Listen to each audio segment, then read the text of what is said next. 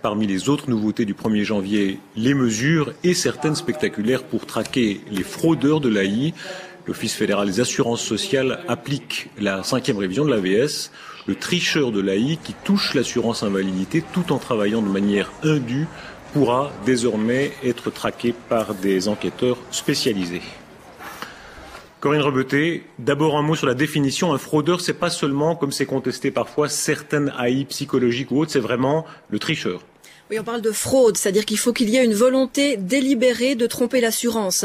On ne parle pas de fraude, par exemple, dans les cas de perception indue de prestations, lors d'un dysfonctionnement du système, ou par exemple quand des procédures durent trop long, ou encore quand il y a discussion entre experts pour réapprécier un cas. Alors là, c'est quand même très impressionnant. Un petit appareil répressif, comment les enquêteurs vont procéder ? Alors on n'aura pas une armée d'espions qui va tout à coup apparaître derrière chaque rentier AI dès l'année prochaine. Tous les dossiers seront examinés selon une certaine liste de critères. S'il y a soupçon de fraude, ce sera transmis à un spécialiste qui va décider si oui ou non il faut ouvrir une enquête. On n'a pas la liste précise de ces critères qui mèneront à des soupçons de fraude, mais selon le vice-directeur de l'OFAS, le fait d'être un migrant, par exemple, en sera un. Puis dans ces enquêtes, ça ira de la visite inopinée au domicile du rentier à carrément la filature.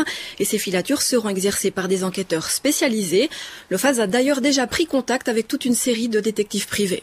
Et il y a déjà un budget spécialement prévu, 5 millions pour les enquêtes.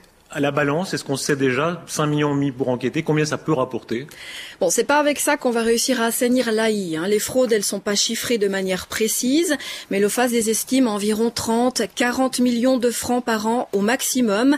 Ça représente à peu près 1% de toutes les prestations de l'AI qui sont versées en une année. Reste que cette question des fraudes, c'est un problème qu'on a souvent reproché à cette assurance invalidité. Puis par là, l'OFAS veut aussi donner un signal fort et montrer qu'il se préoccupe vraiment de ce problème. Merci Corinne.